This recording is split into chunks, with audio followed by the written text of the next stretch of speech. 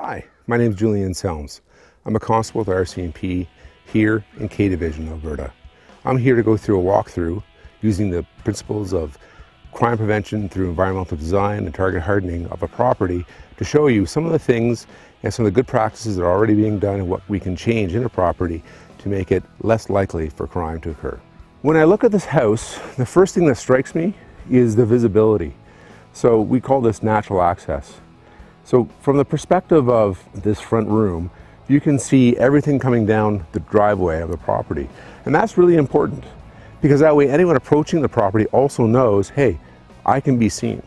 Okay, so now here I am looking towards the road from inside the property.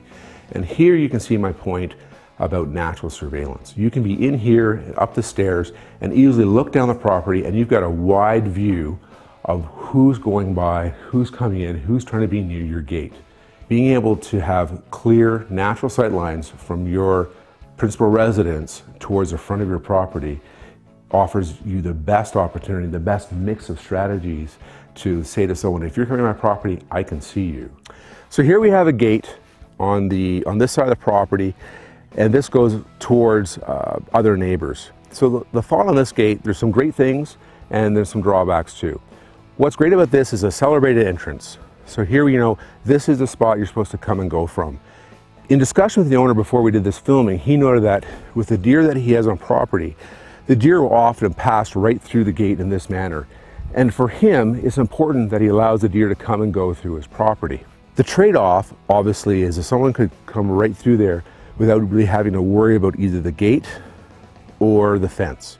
I would recommend closing this area off, making it more difficult for a person to get through.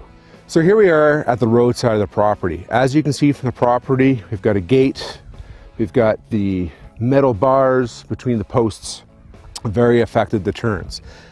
Again, you can walk right over the metal bars. It's not that you can't do that, but this is a simple and effective way to define the territory, to say you're not welcome past this, and psychologically someone trying to cross this would say, I'm out of place. Now the gate itself, in this case, is remotely opened.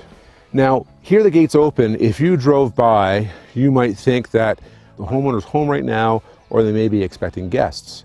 If the gate's always open when you're home, and always closed when you're not home, then you're sending a message if someone comes by this road often of when you're home, you're telegraphing, hey, no one's here, come on by.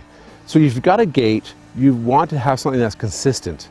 So it says, this gate is closed when I'm home and when I'm not home. We see many break and enters in the winter time when a property like this has no tracks coming through the front and it's very clear no one's home. It becomes a huge disadvantage. So if you're going away for holidays, make sure you work with your neighbors or have a system in place that addresses that. Because again, if it snows, 2 days goes by, there's no tracks on the property, the natural conclusion is there's no one home.